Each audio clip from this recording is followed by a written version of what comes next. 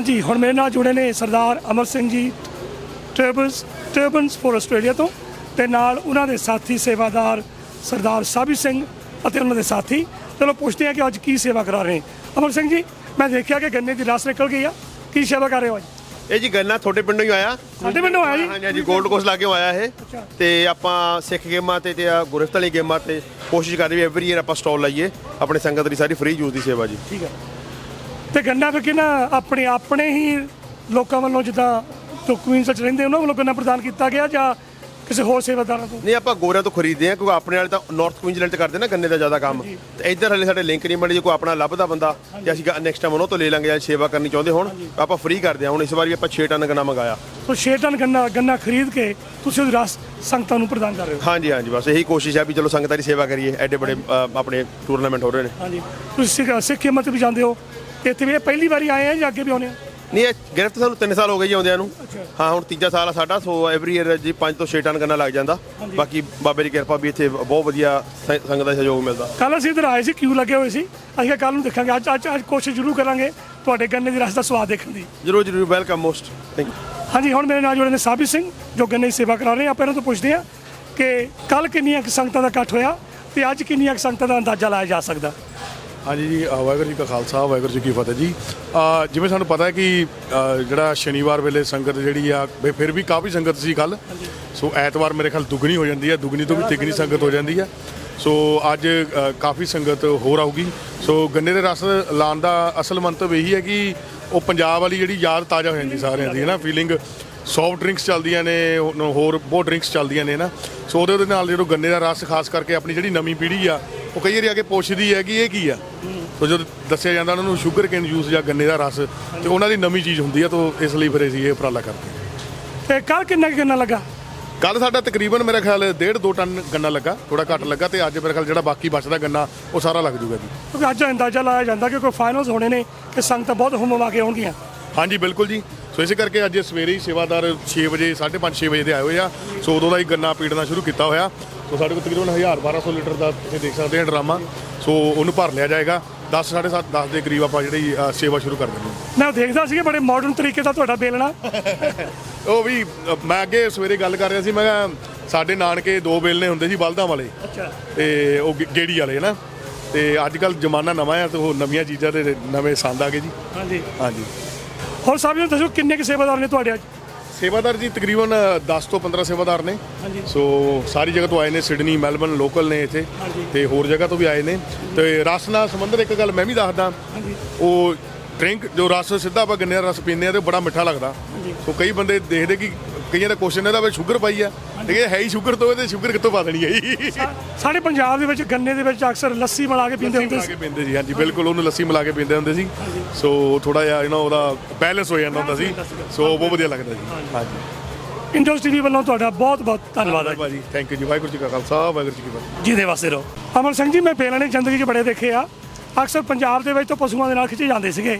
ਆਹ ਤੁਹਾਡਾ ਬੜਾ ਮਾਡਰਨ ਬੇਲਣਾ ਕਿਸੇ ਤਰੀਕੇ ਦਾ ਤੁਸੀਂ ਆਪ ਬਣਵਾਇਆ ਜਾਂ ਕਿੱਥੋਂ ਲਿਆ?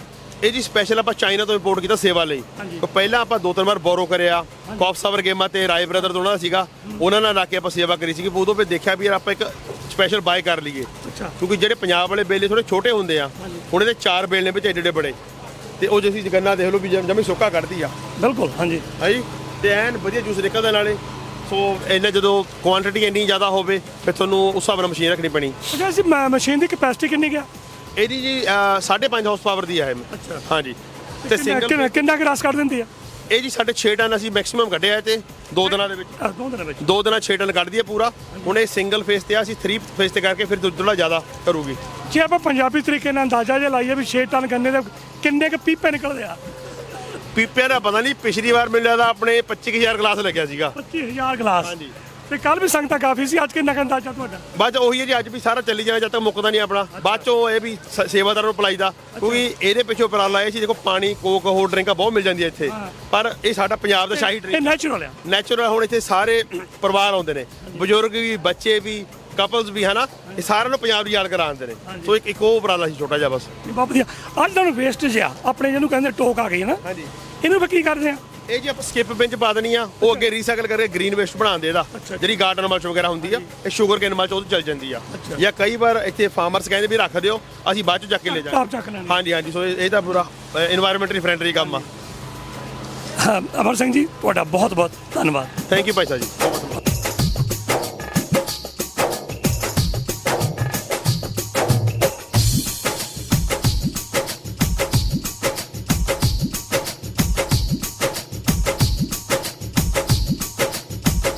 ਹਾਂਜੀ, ਇਸ ਵੇਲੇ ਸਾਡੇ ਨਾਲ ਜੁੜੇ ਨੇ ਸਰਦਾਰ Mahip Singh ji, Sydney Punjab ਹੌਕਸ sports club ਤੋਂ। ਉਹਨਾਂ ਵੱਲੋਂ ਆਪਣੇ ਵੋਲੰਟੀਅਰਸ ਦੇ ਨਾਲ ਇਸ ਲੰਗਰ ਦੀ ਸੇਵਾ ਨਿਭਾਈ ਜਾ ਰਹੀ ਹੈ। ਮੇਰੇ ਪਿਛਲੇ ਪਾਸੇ ਪੂੜੀਆਂ ਬਣ ਰਹੀਆਂ ਨੇ।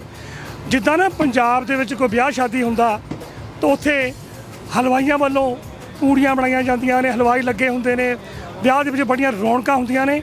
ਇੱਥੇ ਦੇਖਦਾ ਬਹੁਤ ਹੀ ਸਾਰੇ ਵੋਲੰਟੀਅਰਸ ਇਹ ਸੇਵਾ ਨਿਭਾ ਰਹੇ ਨੇ। ਤੇ ਅਸੀਂ ਗੱਲਬਾਤ ਕਰਦੇ ਹਾਂ ਮਹੀਪ ਸਿੰਘ ਜੂੜਾ ਨਾਲ। ਸਤਿ ਸ਼੍ਰੀ ਅਕਾਲ ਮਹੀਪ ਸਿੰਘ ਜੀ, ਇੰਡੋਸ ਟੀਵੀ ਦਾ ਤੁਹਾਡਾ ਬਹੁਤ ਬਹੁਤ ਸਵਾਗਤ। ਸਤਿ ਸ਼੍ਰੀ ਅਕਾਲ ਜੀ, ਸਾਰੇ ਸਰੋਤਿਆਂ ਨੂੰ ਪਿਆਰ ਭਰੀ ਸਤਿ ਸ਼੍ਰੀ ਅਕਾਲ ਪੰਜਾਬ ਹੌਕ ਸਪੋਰਟਸ ਕਲੱਬ ਵੱਲੋਂ ਜੀ। ਹਾਂਜੀ, ਬਹੁਤ ਵਧੀਆ ਕੰਮ ਕਰ ਰਹੇ ਹੋ, ਸ਼ਲਾਘਾਯੋਗ ਹੈ ਤੁਹਾਡਾ। ਤੁਸੀਂ ਕਦੋਂ ਇੱਥੇ ਪੁੱਜੇ? ਅਸੀਂ ਜੀ ਇੱਥੇ ਆ ਗਏ ਸੀ ਫਰਾਈਡੇ ਨੂੰ ਜੀ।